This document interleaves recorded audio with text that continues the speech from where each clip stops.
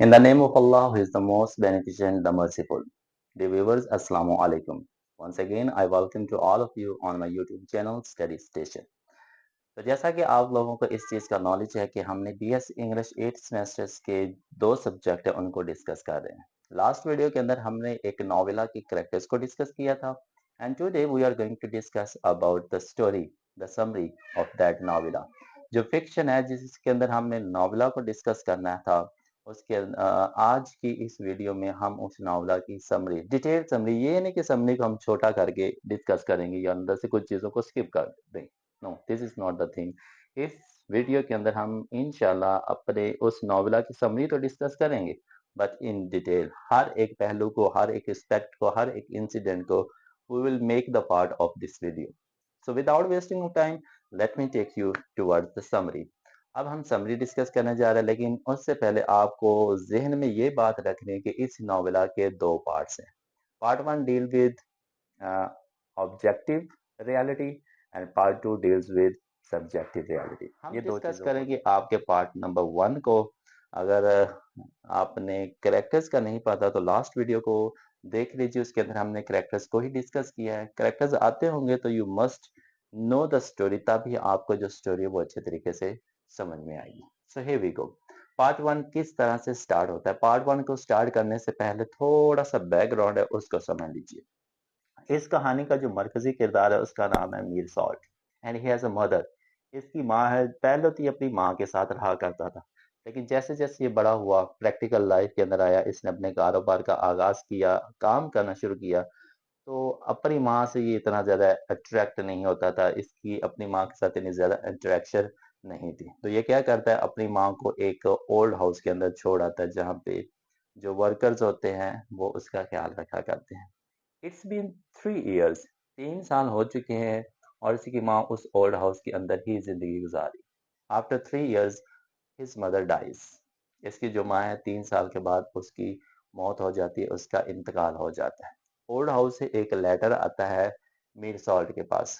ये लेटर को पढ़ता है और वहीं से इस कहानी का, इस पार्ट वन का आगाज होता है। लेटर के अंदर क्या लिखा होता है? अब इसको लेटर मिल चुका है, पार्ट वन का आगाज हो चुका है। लेटर के अंदर लिखा होता है जी, माई मदर डाइज टुडे और yesterday, I do not know. वो कहता है कि मुझे मेरी माँ की मौत के बारे में पता चला, आज पता चला या कल पता चला, मुझे इस चीज का इल्म नहीं। So this thing shows the absurdity. आपको बताया था कि ये नॉवेला दो चीजों को डिस्कस करता है, एब्सर्डिटी को करेगा और एग्जिस्टेंशियलिज्म को करेगा।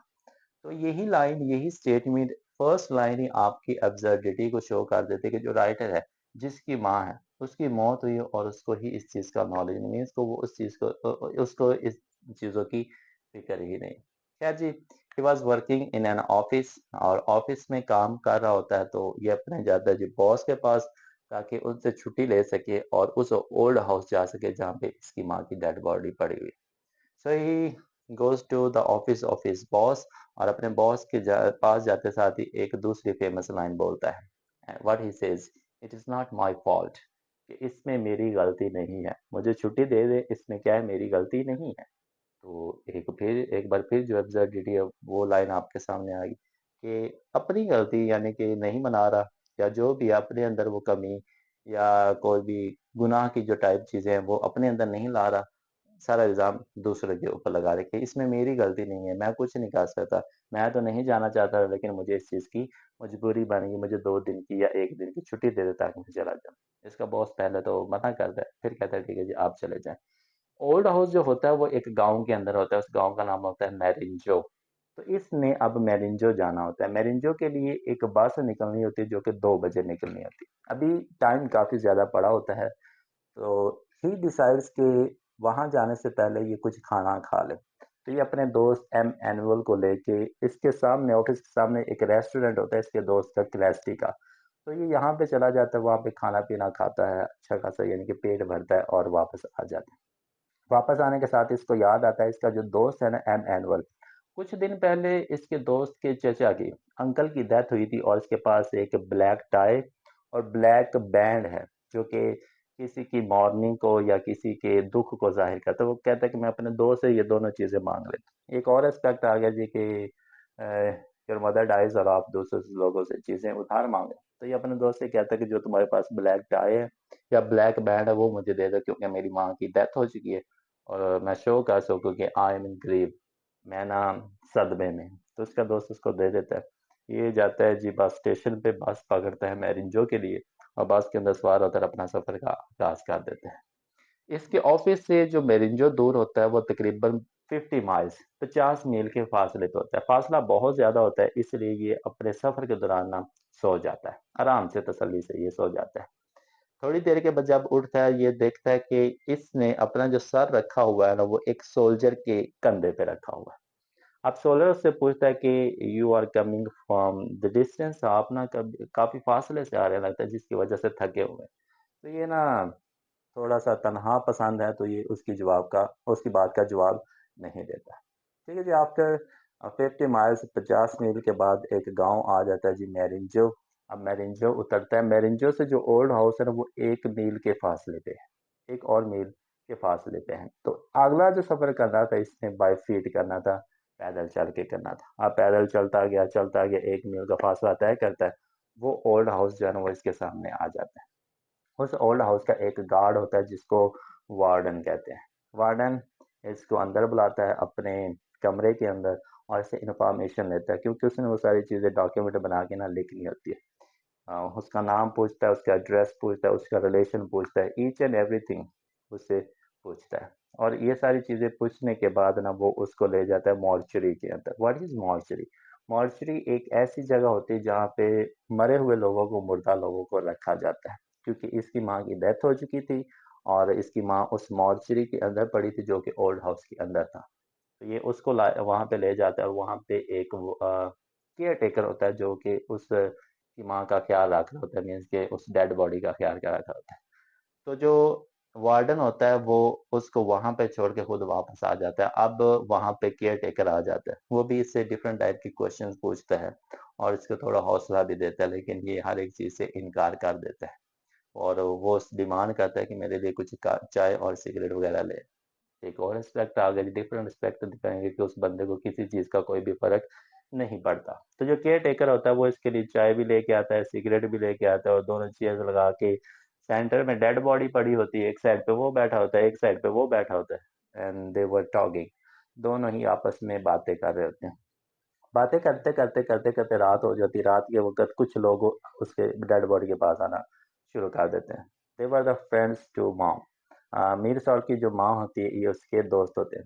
1 आता है, 2 आते हैं, 3 आते हैं, इस तरह आते टोटल दे वर 10 इन नंबर, 10 लोग वहाँ पे आ जाते हैं और सारे ही उस डेड बॉडी के इर्द-गिर्द बैठ जाते हैं। And they start crying, they start weeping loudly और ऊँची-ऊँची आवाज़ में ना रोना शुरू कर देते हैं कि क्योंकि उनका एक अच्छा रिलेशन बन चुका था, अच्छे दोस्त बन चुके थे। तो उनका दोस्त उनसे जुदा हो चुका था, तो वो रोना स्टार्ट कर देते हैं। मेरे साथ साहब यही चीज़ें देखते हैं तो ही फील्स ऑकवर्ड कि मेरी माँ मरी है, इन लोगों को क्या हुआ है? तो वो बड़ा ना अजीब-सा फ़ील करता है। ख़ैर जी 1-2 बार उसको नींद भी आती है, सोने की कोशिश भी करता है, लेकिन उनके रोने के शोर की वज़ह से ना वो सो नहीं पाता। एट लास्ट उसको नींद आ जाती है।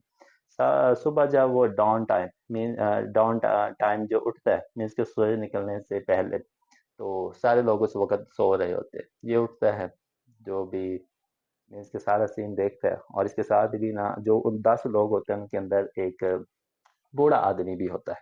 बूढ़ा आदमी ना ज़ोर-ज़ोर से ना खाँसना शुरू कर देता है। ही स्टार्ट्स कॉफिंग, जिसकी खाँसने की वजह से ना जो सारे कैरेक्टर्स वहाँ पे मौजूद होते हैं, जो रात को रो रहे होते हैं, वो भी उसकी खाँसी की वजह से उठ जाते हैं।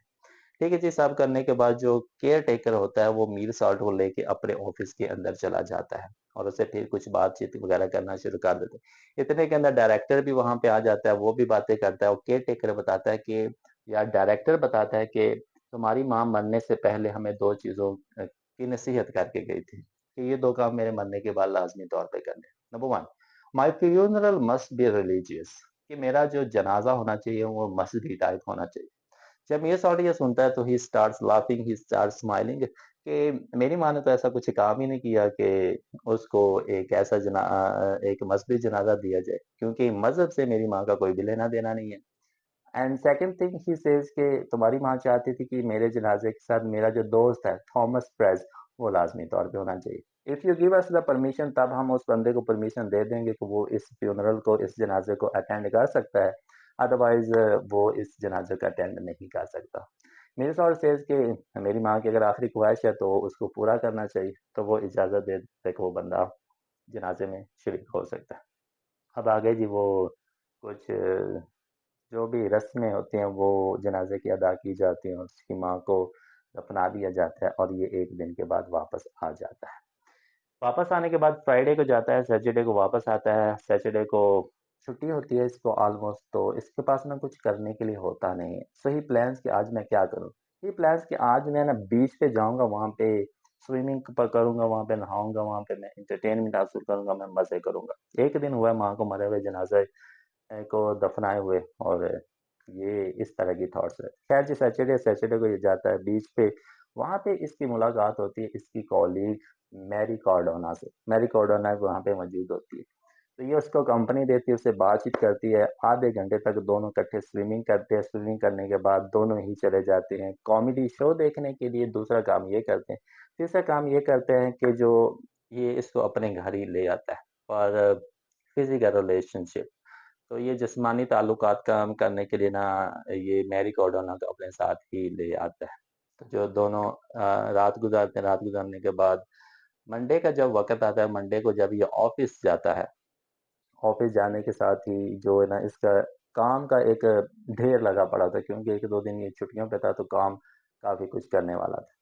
खैर जी, शाम तक काम करता है, काम करने के बाद ये वापस आता है जी अपने घर ये अपने फ्लैट के ऊपर जा रहा होता है, तो इसको ना पीछे से एक बंदा बुला लेता है, और वो बंदा इसका हमसाया होता है जिसका नाम रैमसेस सिम्स होता है, and he invites him for dinner.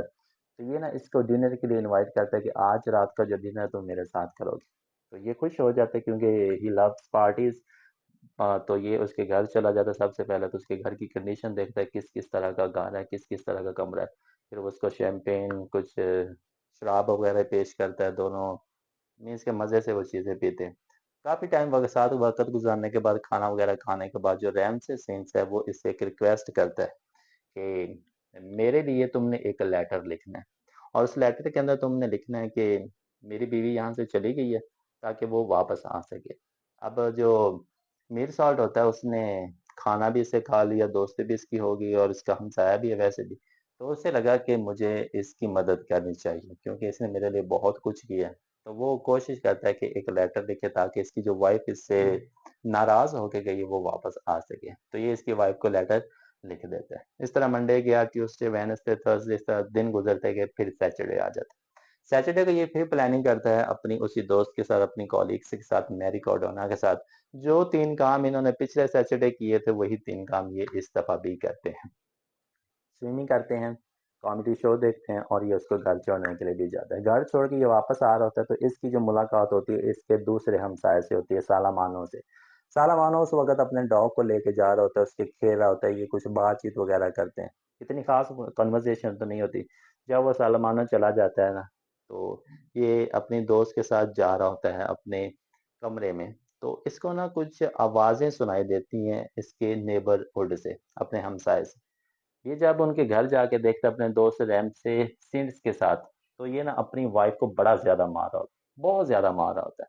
तो ये इसको रोकता भी है कि ना करो, ये एक ज़ुल्म है, तुम अपनी वाइफ़ पे ऐसा ना करो, क्योंकि इसने लेटर लिखा था और इसकी वाइफ़ वापस आ चुकी थी। तो ये इसको मना करता है कि पुलिस आ जाएगी, पकड़ लेगी। इसी तरह पुलिस आती है, इसको पकड़ के ले जाती है, और जो होता है मीर साहब, वही पुलिस से रिक्वेस्ट करता है कि ये खुद तो अच्छा बंदा है, लेकिन बाज़ दफ़ा फैमिली मैटर्स हैं, ऐसा कुछ हो जाता है, तो आप ना इनको रिहा कर दें। तो पुलिस इसकी ज़मानत पे, मेरे सवाल की ज़मानत पे ना इसको छोड़ देती है। ठीक है जी। अब सैटरडे का दिन भी गया, संडे का दिन भी गया, मंडे। मंडे को ये अपने ऑफ़िस के अंदर काम कर रहा था and he gets a call.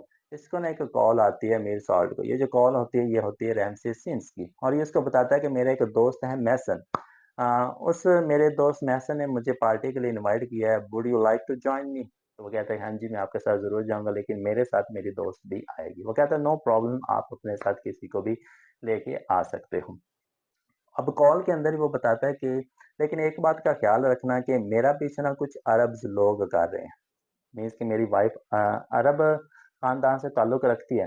तो वो मेरा पीछा कर रहे हैं, तो अगर तुम्हें कहीं पे नज़र आएँ, तो मुझे एक बार लाज़मी उनके बारे में बता देना। तो जो मीर सॉर्ट होता है वो कहता है ठीक है जी, मैं जब भी मुझे कोई नज़र आया ना तो मैं तुम्हें उसके बारे में बता दूँगा। अब ये अपनी जो क्या कहते हैं कॉलीग होती है मैरी कॉर्डोना को लेके, ये उस बीच पे चले जाते हैं जहाँ पे रैमसेस ने अपने दोस्त मैसन के घर में जाना होता है। अब ये सारे के सारे बीच पे पहुँच चुके हैं।